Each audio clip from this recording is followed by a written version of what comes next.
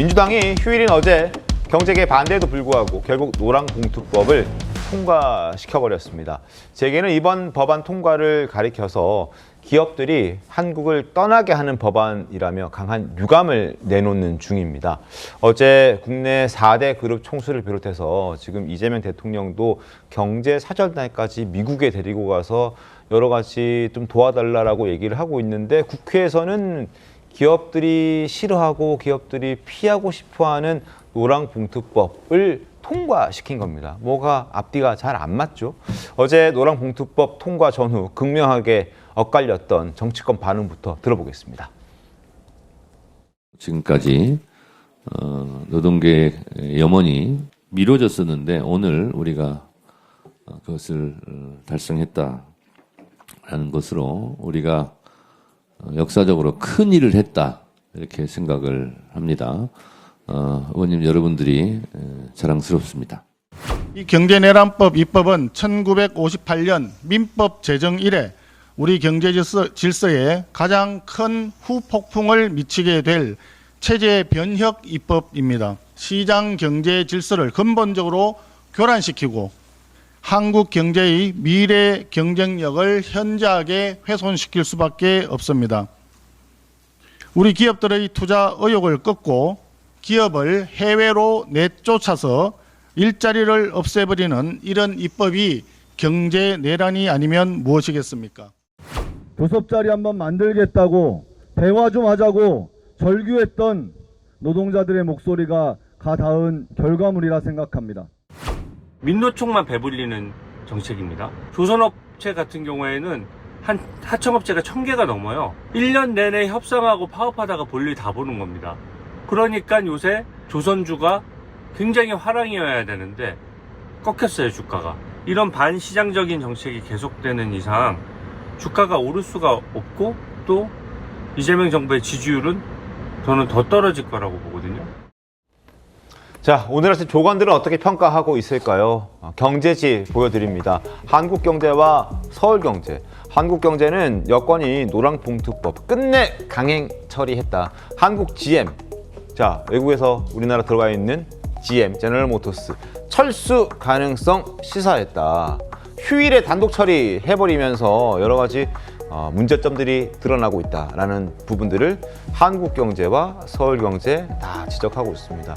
재계에서 1년만 좀 미뤄달라고 사정 했음에도 불구하고 듣지도 않고 물론 만나긴 했죠. 그래서 일각에서는 듣는 척만 했다 이런 평가들도 나오고 있습니다. 듣는 척하고 주말에 단독으로 국민의힘 빠져나간 상황에서 24시간 필리버스터 끝나자마자 그대로 처리해버렸다라는 게 지금 경제지의 평가입니다. 앞으로 우리나라에 불어닥칠 여러 가지 문제점들이 상당히 많다는 지적도 있습니다. 어떤 게 가장 우려가 됩니까, 이인철 소장님? 그렇습니다. 이제 노란봉투법은 2009년 쌍용차에서 네. 출발을 해요.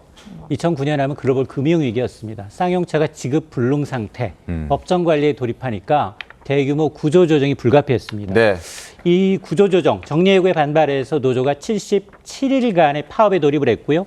법원은 이제 노조에 47억 원 배상 판결을 내렸습니다.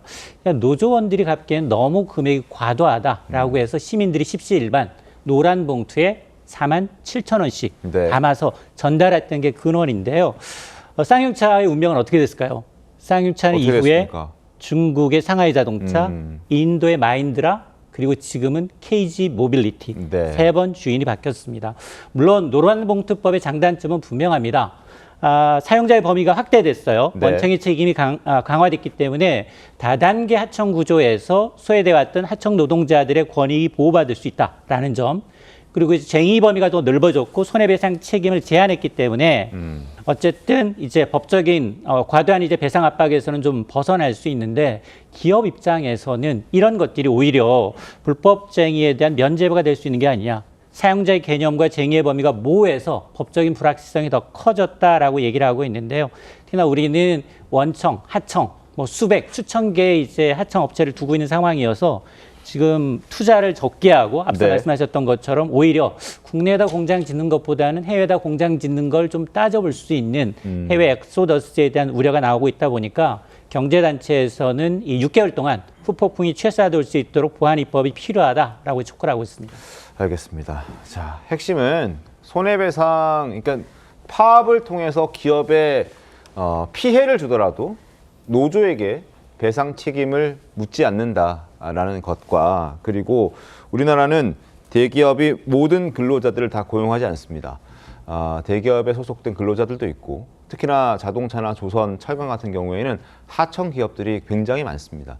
그 하청 기업들까지 원청, 그러니까 흔히 얘기하는 뭐 예를 들어 현대차라고 치면 현대차가 현대차 소속 직원들이 아닌 그 하청 직원들까지 모두 다 책임져야 한다라는 게 지금 이 노랑봉투법의 핵심인데, 그렇게 되면 경쟁력이 아무래도 떨어질 수밖에 없겠죠. 그래서 한국GM 같은 곳은 한국에서 철수하겠다라는 얘기까지 나오고 있습니다. 그렇다면 결국에는 노동자들을 살리기 위해서 노란봉투법이라는 걸 만들었는데, 오히려 노란봉투법이 노동자들에게 피해를 줄 수 있는 상황이 올 수도 있는 것 아니냐. 과거 뭐 부동산 정책도 그런 거 많았었잖아요. 뭐 전세 기간을 2년에서 4년으로 했더니 뭐 갑자기 전세값이 폭등하고, 그러면서 집 없는 사람들 더 힘들어지고, 그런 일들이 반복되는 것 아니냐. 뭐 그런 우려들도 있는 거 사실 아닙니까, 최천희 교수님? 이 법을 보면은 노동계와 이 기업계의 이해가 완전히 극명하게 엇갈려요. 네. 노동계들의 말을 들으면 그것도 일리가 있어요. 하청업체들이 정말 아까 말씀드린 나눈 대로 쭉 여러 수백 개가 있는데 그건 정말 그러면 안 되는 거예요. 네. 그럼에도 불구하고 정말 불이익을 당한다고 생각하는 하청이 정말 실질적인 지배력을 가진 원청과 대화할 기회가 전혀 없는 거예요. 이제 그게 가능해진 거죠. 그러면서 볼 때 노동계로서는 수건이 이루어진 건데, 네. 저는 경영계의 그 우려가 충분히 일리가 있다고 봐요. 네. 특히 이제 실질적 지배력을 가진 원청도 원청입니다만 쟁의 대상에 사업상의 결정 문제 이런 것들도 경영상의 결정도 이제 포함이 되면 대단히 곤란해지죠. 네. 그럼에도 불구하고 또 이게 또 계속 ILO가 또 국제노동기구가 요구해 온 것이기도 해요. 그러니까 이게 양측의 이해가 워낙 극명하게 충돌하는 거라서 이게 유예기간이 있잖아요. 6개월. 네. 근데 1년으로 하자라는 게 이제 받아들여지지 않고 6개월로 됐는데, 워낙 충돌하기 때문에 어느 한쪽의 말만 들을 수 없는 상황으로 저는 봅니다. 양쪽이 같이 상승해야 돼요. 기업만 네. 있을 수도 없고 노동계만 있을 수도 없는 거기 때문에 저는 그래서 이 부분이 6개월 남았으니까 시간이 충분히 좀 수기를 좀 했으면 좋겠어요.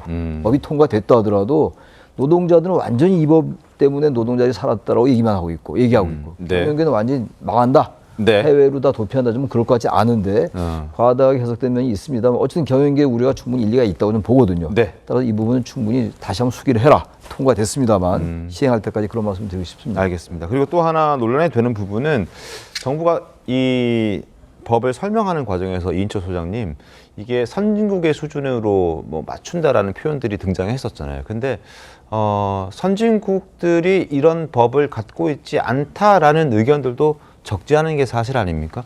무엇이 맞는 말입니까? 일단 노란봉투법과 이제 유사한 이제 쟁의 행위의 범위, 네. 사용자의 책임 확대에 대한 논의는 주요 선진국에도 있긴 있습니다. 미국의 경우에는 전미노동관계법에 따라서 원청이 하청 근로자의 근로조건을 실질적으로 지배할 경우, 네. 그럴 경우에는 공동 사용자로 간주를 하고 있습니다. 다만 파업으로 인한 불법 행위는 손해배상 책임을 엄격하게 물도록 노사 균형을 유지하고 있다는 거고요. 네. 유럽도 비슷합니다. 독일 역시 강력한 이제 노조 권한과 경영 참여 제도를 인정하고 있지만 동시에 노조의 이제 쟁의 행위에 대해서는 임금이나 근로조건과 같은 이제 협약 가능한 범위를 제한하고 있습니다. 그러다 보니까 기업 경영권에는 침해하지 않는다라는 법을 명시하고 있습니다. 따라서 결국 이제 선진국들은 이제 노조 권한 확대, 이제 경영 안정관 균형을 제도화로 조율하고 있기 때문에 우리처럼 이제 한국 이제 얘기하고 있는 노동봉투법이 이제 시행 과정에서 네. 이런 이제 선진국의 사례를 좀 타산지석의 교훈으로 좀 삼을 필요가 있어 보입니다.